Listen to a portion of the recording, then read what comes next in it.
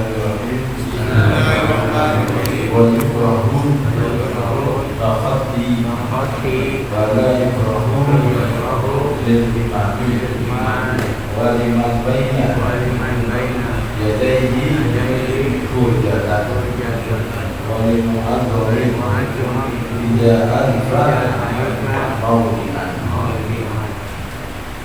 Alhamdulillahirrahmanirrahim. Wassalatu wassalamu ala rasulillah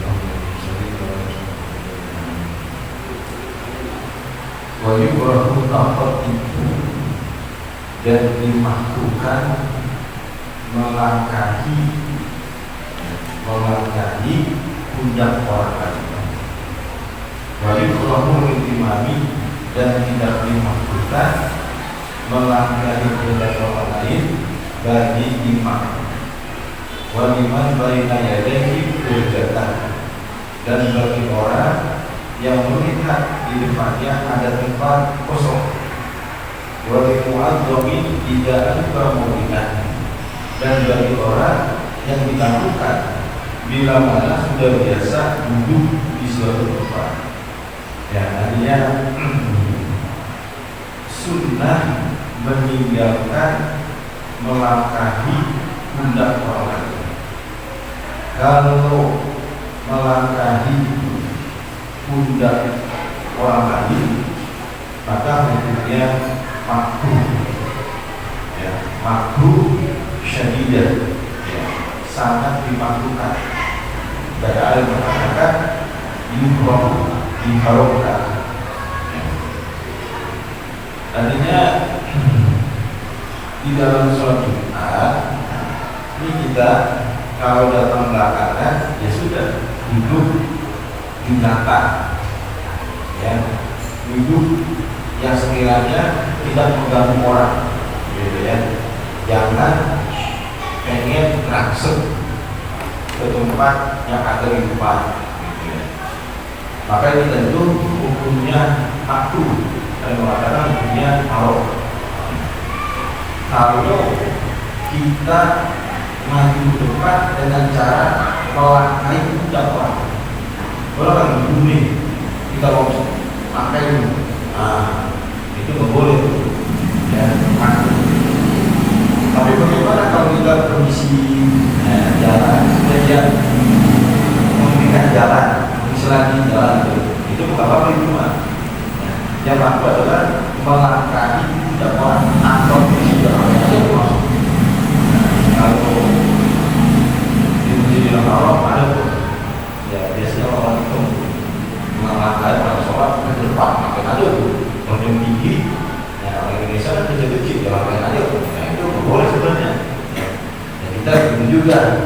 Meskipun dalam kita pergi, misalnya ada orang duduk, kemudian kita langkahi tanpa permisi lagi lewat, itu boleh maksud. Nah, kemudian tidak makruh meskipun melangkahi pundak orang. Siapa saja. Yang pertama adalah bagi imam, yang dimana imam supaya bisa mencapai mimbar. Ya, misalnya ini dari pintu nih, ada pintu di situ doang. Nah, imam tata caranya datangnya setelah azan. Ya, orang berdua di sini. Ya, ini nyelangkai orang pundaknya. Nah, itu nggak mampu cuma. Nah, karena tujuannya dari itu untuk menjadi hobi. Nah, ya. Kemudian bagi siapa lagi? Bagi orang yang melihat di depannya tempat ada kosong. Ya, ini orang biasa sholat Jumat kan depan dan berisi. Apa baris pertama, kedua itu pada kosong. Yang ramai di belakang. Kemudian jadi ya kosong. Kenapa tidak belakang terlalu sedikit? Penuh begini. Sudah kita ke depan aja, boleh nggak? Boleh. Ya, dengan cara meskipun dengan cara melangkahi, tetapi kita bentuknya orang Indonesia itu perlu bisa dulu, ya. Pundaknya nggak sampai melangkahi. Ya. Kemudian bagi siapa lagi yang tidak makruh, yaitu bagi mu'adzzamin bid'ah bagi orang yang diagungkan, bila mana sudah biasa duduk di tempat.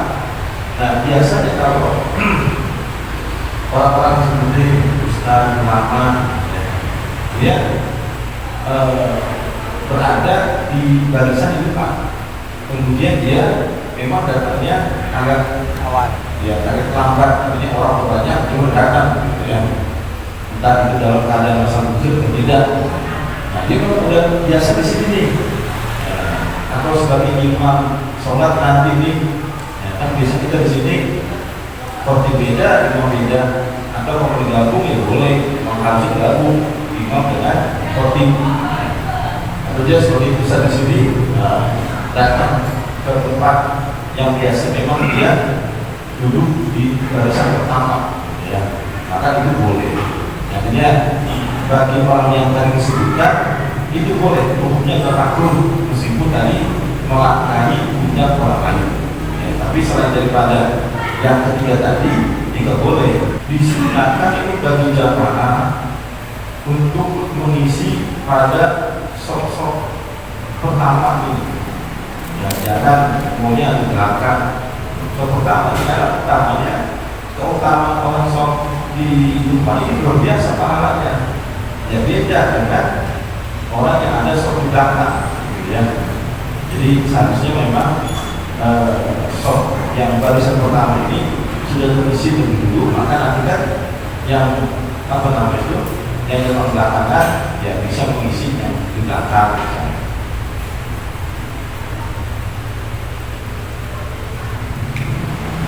Kemudian wajah umum tasawuf anha dan diharapkan ya dan diharapkan haram menyibukkan daripadanya ba'da azan lisani setelah azan yang kedua. Artinya melakukan perbuatan selain urusan Jumat setelah azan yang kedua. Ini kita boleh sibuk di luar urusan sholat Jumat pada azan yang kedua. Azan pertama kan menunjukkan daripada masuknya waktu sholat Jumat, ya, masuknya waktu Jumat sholat Jumat. Ya, kemudian kita baru kemudian mazhab Imam Syafi'i itu melaksanakan sholat qobliyah, ya. Kemudian setelah itu dilanjutkan dengan azan yang kedua. Nah, azan yang kedua ini menandakan masuknya pelaksanaan sholat Jumat yang diawali dengan khutbah. Maka ketika kita sudah mendapati azan yang kedua, kita harus fokus kepada apa yang diucapkan oleh si khotib. Jangan melakukan pekerjaan yang tidak ada hubungannya dengan sholat Jumat seperti mendengarkan khutbah tersebut. Ngobrol itu haram. Bahkan kita pegang tasbih ini, zikiran itu nggak boleh. Baca Quran sama nggak boleh. Kita bolehnya ngapain? Dengerin khotib berbicara, ya. Atau kalau ada urusan kita batal, ya duduk misalnya. Atau kita ada urusan sesuatu punya berhubungan dengan sholat Jumat, itu diperbolehkan. Tapi kalau yang tidak berhubungan dengan sholat Jumat, ini tidak diperbolehkan. Ini adalah haram. Jangan khotib langsung berbicara, kita sibuk pikiran, sibuk baca Quran, sibuk main HP, apalagi sibuk ngobrol urusan masalah dunia, masalah ya dagang misalnya. Ini nggak boleh. Nanti itu bisa berakibat akan daripada kosongnya fadilah di dalam melaksanakan sholat Jumat. Jadi kita kosong tidak berpahalanya tuh. Kalau kita melakukan atau menyibukkan diri yang tidak ada hubungan dengan sholat Jumat, gitu. Jadi meskipun sholatnya sah, tetapi kosong, kita rugi rugi. Yang seharusnya tidak berpahalanya, gara-gara melakukan perbuatan seperti itu, ayo kosong, zon, ya, lagun, istilah lagun, tidak mendapatkan apa-apa, lagun.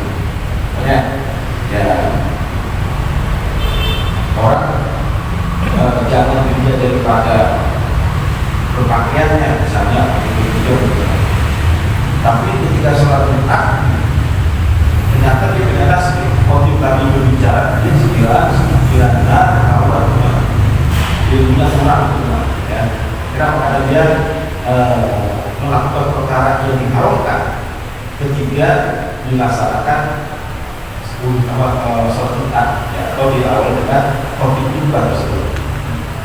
Jadi kalau udah azan yang kedua, stop urusan kita, ya kita fokus dengan urusan sholat Jumat yang diawali dengan khutbah. Kemudian wayukrahu ba'da zawali, dan dimakruhkan setelah zawal, tergelincirnya matahari. Artinya azan yang pertama itu kan ba'da zawal, setelah tergelincirnya matahari, yang menandakan bahwa sudah masuknya pelaksanaan sholat Jumat yang diawali dengan khutbah. Nah ini baru azan pertama nih. Kemudian kita sibuk dengan urusan yang tidak ada hubungan dengan Jumat, maka hukumnya makruh. Kalau azan yang kedua hukumnya makruh. Kalau azan yang pertama hukumnya makruh. Kalau kita melakukan perbuatan yang tidak ada hubungannya dengan sholat Jumat.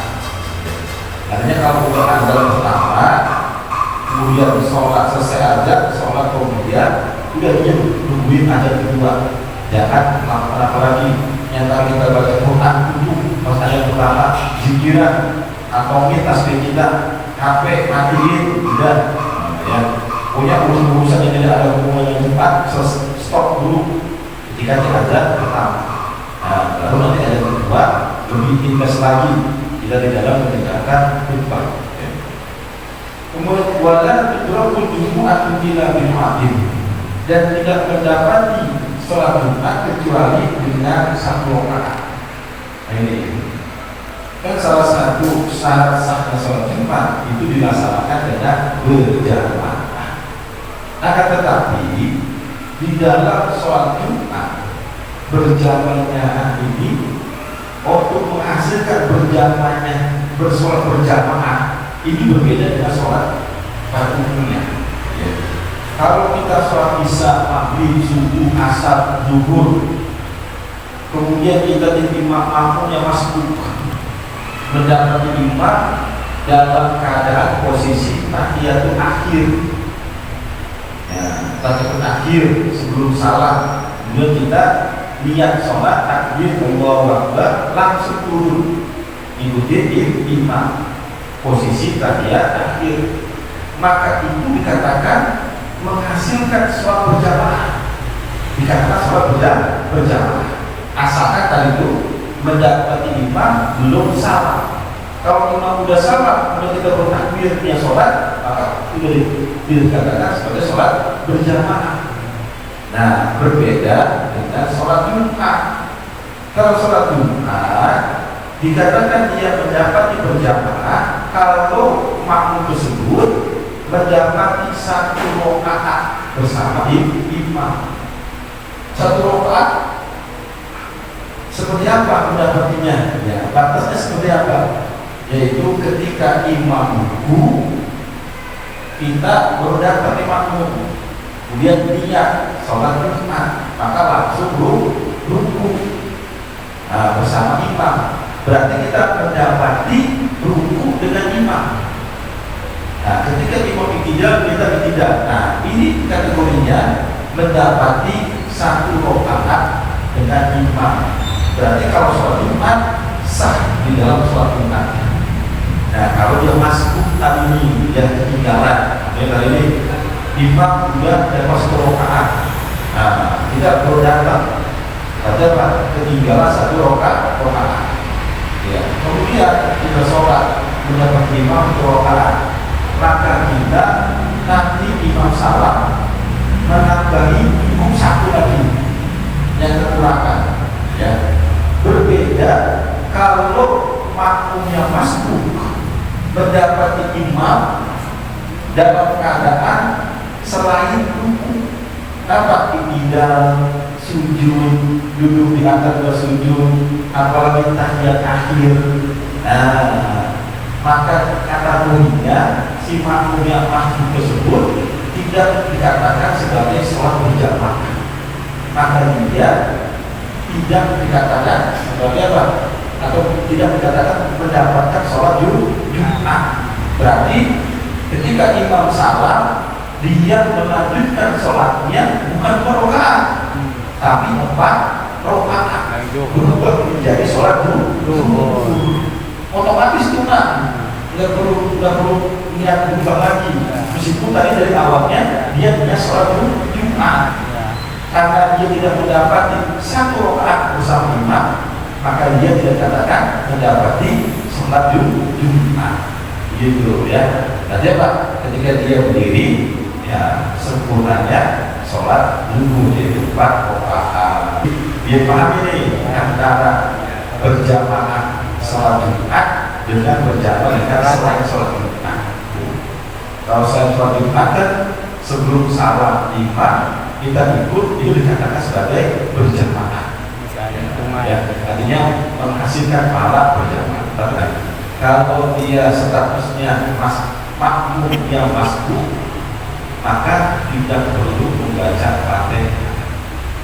Ya, makmum yang masbuk berarti tidak perlu baca langsung dibikin posisi imam dalam keadaan ruku agar kita mendapati satu rakaat bersama imam.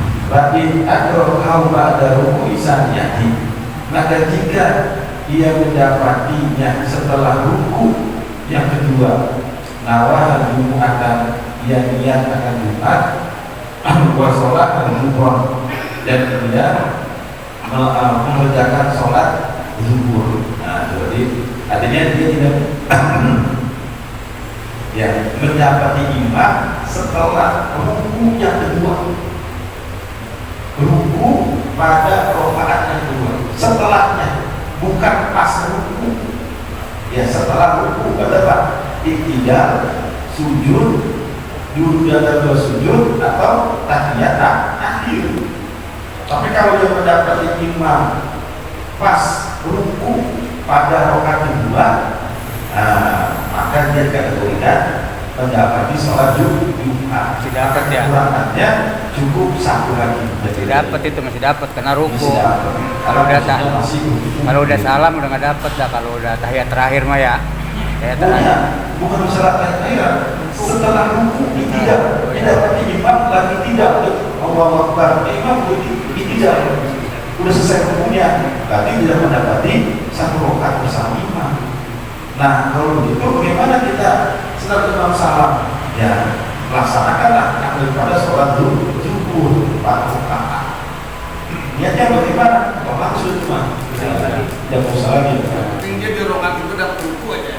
Iya, rakaat kedua dapat ruku.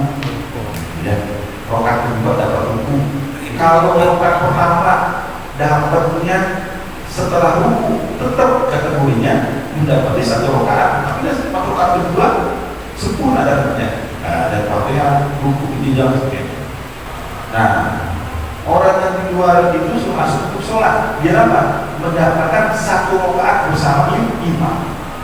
Nah, bagaimana orang yang tadi sholat yang pertama hanya mendapatkan rakaat pertama doang? Sana Jumatnya sah. Ya, meskipun tadi dia tidak maroko, tapi dia tidak mendapatkan satu rakaat bersama imam. Dia kalau itu kan di mana waktu baca apa?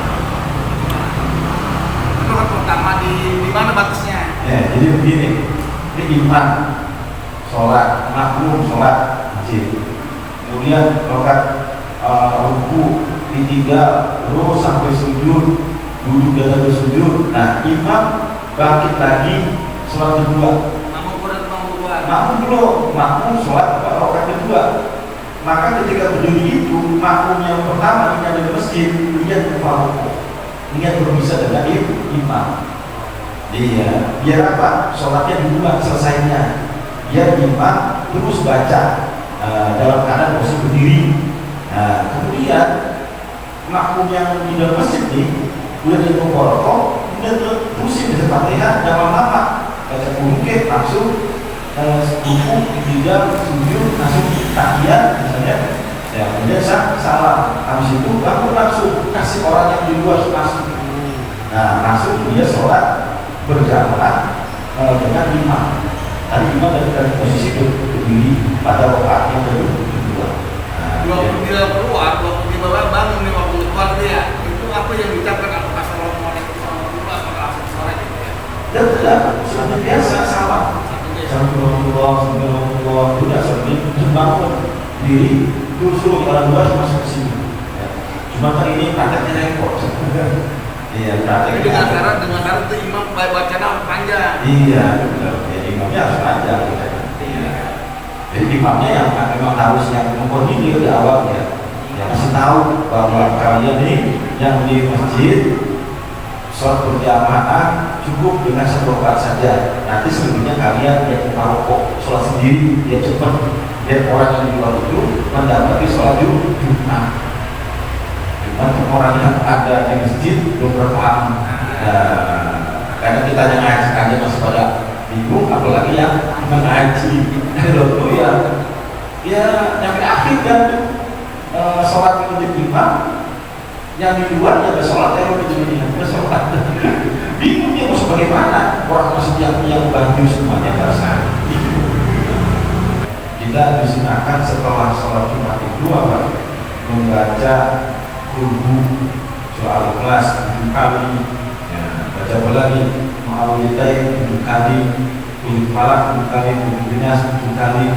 Ya, apa itu? Kemudian dilanjutkan dengan membaca doa Allahumma ya Rahim ya Hamid ya Rahim ya Rahim ya Rahim ya Wadud Akalimi ya Halalika Al-Marobika Ibu'atika Al-Maksiatika Berkata Siwa 4 kali. Nah, apa faedahnya?